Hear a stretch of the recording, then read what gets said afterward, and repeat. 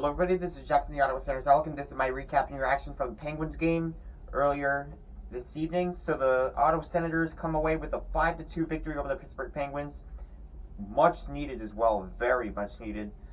And let's just say it like this. Pittsburgh dominated the shots 42-26.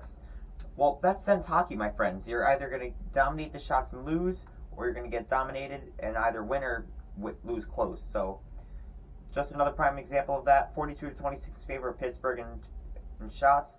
Pittsburgh had only 3 penalties. Ottawa had only 2, which obviously resulted in 6 penalty minutes for Pittsburgh and 4 for Ottawa.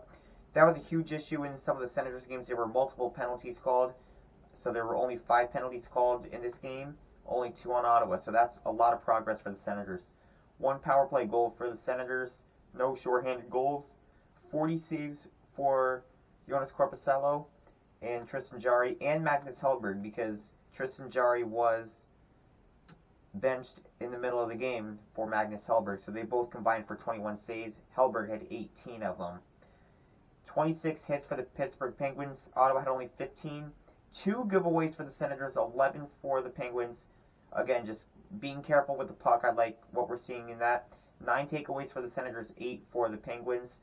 So Ottawa playing really safe with the puck in this one. I really like how they played with this one, as I kind of just repeated myself there. And then faceoffs won. Pittsburgh actually had 30 and Ottawa had 29. So just under the thick of their skin, Pittsburgh wins more faceoffs than the Senators. But 2 giveaways, so that's really a ton of progress for the Ottawa Senators, along with the penalty minutes. So I believe Ridley Gregg had the power play goal. He also had an assist. Vladimir Tarasenko had an assist. Joseph had another assist. Stützle and Giroux both had 2 assists. And for the goal scoring, Ridley Gregg, obviously, as I mentioned just a second ago, had the power play goal. Brady Tkachuk had 2 goals. And finally, both scoring their first goals for the Ottawa Senators are Drake Batherson and Dominik Kubalik. We've finally been waiting for this day for Kubalik, and he finally gets on the scorecard. Same with Drake Batherson. Chychrun also had an assist with Travis Hamonic.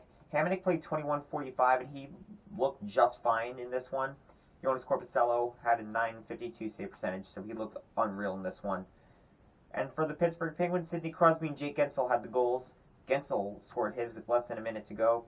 Magnus Hellberg saved 15-17, and Tristan Jarry saved 6 of 9. So that's pretty shaky night for Tristan Jarry. He's been pretty inconsistent all season. He came off of a shutout bid against the Colorado Avalanche.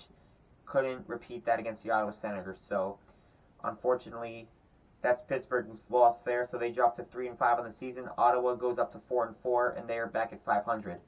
Just a couple game notes from this. No specific on-ice game notes, but a couple off the ice. The Senators are going to be punished for the Evgeny Dadonov trade. This has been rumored for a few days now. And over the few days, the NHL is going to come up with a punishment. A lot of people are suspecting that a first-round pick is going to get forfeited for the Senators. Hopefully that doesn't happen. But, again, the Arizona Coyotes got their first-round pick forfeited for having undrafted prospects work out at their, what is it called? Their training place, whatever. Anyways, you get the get-go with that.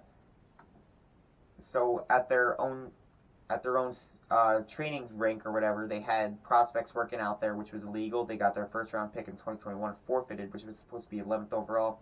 They did end up obviously getting the 9th overall in that OEL deal. But let's see what happens with the Ottawa Senators. The only issue why I would be concerned about losing a first round draft pick is because we would have 2, and I feel like if it comes to the point where we need to, we can weaponize one of those first-round draft picks to trade for somebody if necessary. So we'll see where that goes. But again, a lot of things will be shaking up in the Ottawa organization. Who knows? Maybe DJ and Dorian, or at the very least, Pierre Dorian now could get fired for something. Maybe Aaron Lauer could use this as a way of getting Pierre Dorian off.